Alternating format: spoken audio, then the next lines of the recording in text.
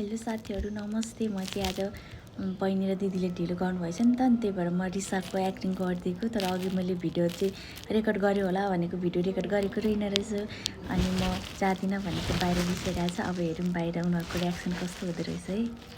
मैले नि आज प्र्याङ्क गरिदिएको नि त, पुरै रिसाइरहेको छ। किन ढिलो गरेको, म जाँदिनँ भनिदिएको।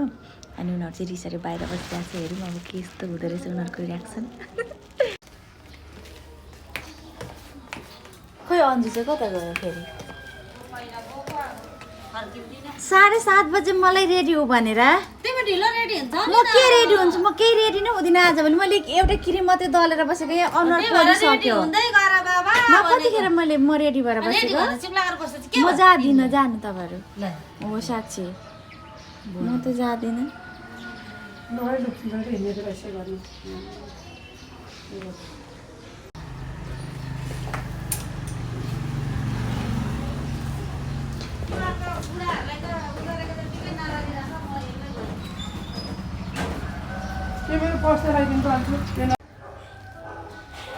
फेरि आज रिसाले कति धेरै रिसाएको छैन हाम्रो काम चाहिँ होइन। अन्त घरमा केटाकेटीसँग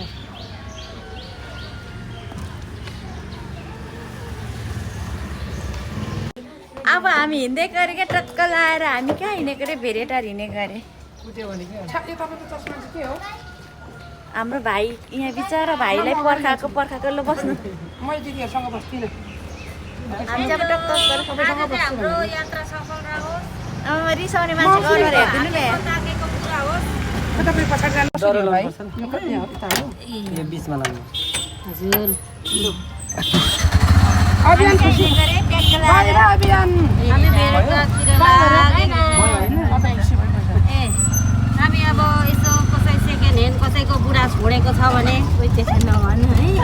भेटेर आउने लाने फेरि सरब्दैन बुढा। चुप लाग्नु त, म हाम्रो दाजुले फोन गरेर आन्दोलनमा जाँदैछु।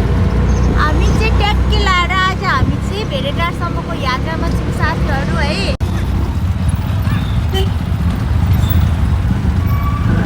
अब चाहिँ हामी लाग्दैको स्विजरल्यान्ड। कति बस्नु हो? यो अमेरिका कति बस्नु लाग्दैको। अब हामी पनि विदेशतिर वा पनि राम्रो देखेको।